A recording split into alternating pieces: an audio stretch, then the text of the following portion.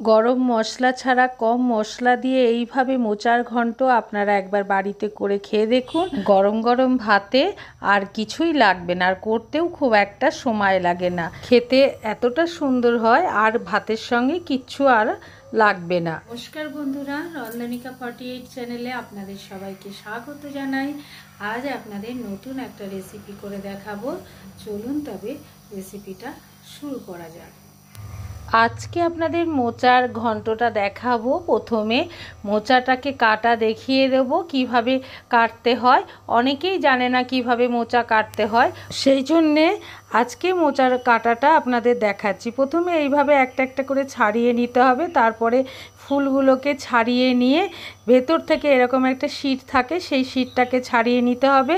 আর ওপর থেকে ওইভাবে একটা অংশ পাপড়ির মতন থাকে, ওটাকে ছাড়িয়ে নিতে হবে। ওটা যদি আপনারা না ছাড়ান তাহলে খেতে একদম ভালো লাগবে না। আর আমার বাবা খুব সুন্দর মোচা কাটে, দেখুন কত সুন্দরভাবে মোচাটাকে প্রথমে ছাড়িয়ে নিয়েছে, তারপর এইভাবে গোল গোল করে কেটে নিয়ে তারপর খুব ছোট ছোট করে কেটেছে। দেখুন এত সুন্দরভাবে কেটেছে, আপনাদের দেখিয়ে দিলাম।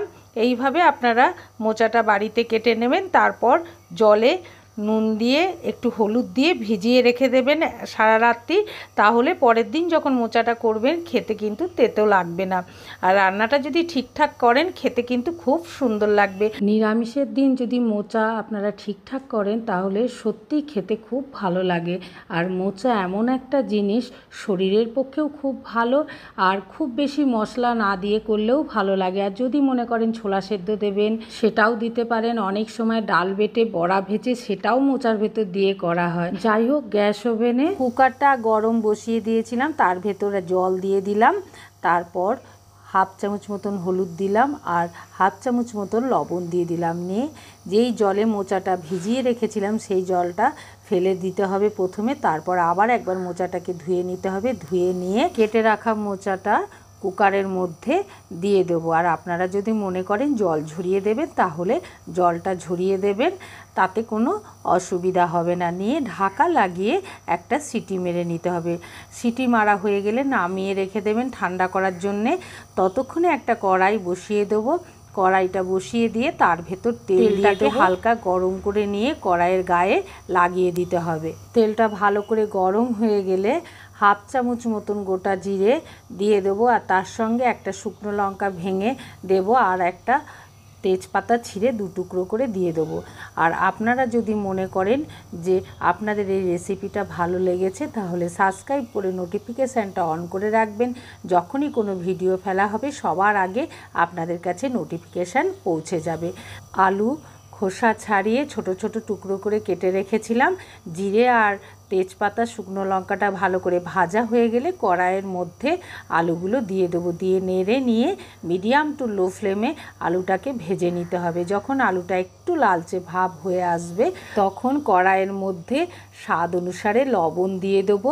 লবণটা যেই দেওয়া হয়ে যাবে ভালো করে নেড়ে আলুর সঙ্গে মিশিয়ে নিতে হবে। মিশিয়ে নিয়ে আলুটাকে আবার কিছুক্ষণ ভেজে নেব। এইভাবে আলুটা একটু লালচে করে ভেজে নেব। আলুটাকে লাল করে ভেজে নেওয়ার পর কড়াইয়ের মধ্যে একে একে মশলাগুলো দিয়ে দেবো। প্রথমে দেবো জিরে গুঁড়ো 1 চামচ, তারপর দেবো ধনে গুঁড়ো 1 চামচ, তারপর দেবো হলুদ হাফ চামচ। দিয়ে মশলাগুলোকে আলুর সঙ্গে খুব ভালো করে মিশিয়ে নিতে হবে। মিশিয়ে নিয়ে মিডিয়াম টু লো ফ্লেমে ভেজে নিতে হবে। আর একটু মশলাটা ভাজার পর অল্প একটু আদা পেস্ট কড়াইয়ের মধ্যে দিয়ে দেবো। দিয়ে নেড়ে নিয়ে আবার মশলাটাকে কিছুক্ষণ ভেজে নেব। নাড়া হয়ে গেলে মশলাটা একটু ভাজার জন্য বসিয়ে রেখে দেবো। অন্যদিকে কুকারটা ঠান্ডা হয়ে গেছে। কুকারের ঢাকাটা খুলে নিয়ে ঝান্নার ওপর মোচাটা দিয়ে জল ঝরিয়ে নিলাম। জলটা যেই ঝরানো হয়ে যাবে তখন কড়াইয়ের মধ্যে মোচার টুকরোগুলো দিয়ে দিতে হবে। আর এই সময় অনেকটাই মশলাটা ভাজা হয়ে গেছে। আর একটু যদি গন্ধ থেকেও থাকে তাহলে মোচাটা দেওয়ার পর আবার একটু ভেজে নিতে হবে। তাহলে গন্ধটা পুরোপুরিভাবে চলে যাবে। আর মোচাটা একটু ভেজে নিলেও গন্ধ একটা থাকে মোচার, সেই গন্ধটাও চলে যায় মশলার সঙ্গে যদি ভেজে নেওয়া হয়। ঠিক একইভাবে ভেজে নিলাম কিছুক্ষণ, তারপর স্বাদ অনুসারে আবার একটু লবণ দিয়ে দিলাম। তবে অবশ্যই আপনারা লবণটা একবার চেক করে দিয়ে দেবেন। আমি এখানে আন্দাজে দিলাম, আর আপনারা যদি আন্দাজে দিতে পারেন ঠিক আছে, না হলে একটু চেক করে দেবেন, তাহলে ঠিকঠাক পরিমাণটা হবে। যে কোনো নিরামিষ রান্নাতে একটু চিনি দিলে ভালো লাগে, সেই জন্যে হাফ চামচ মতন চিনি দিলাম। আপনারা যদি মনে করেন চিনি খাবেন না তাহলে স্কিপ করে যাবেন। চিনিটা দিয়ে নেড়ে নিয়ে একটু আবার ভাজতে হবে।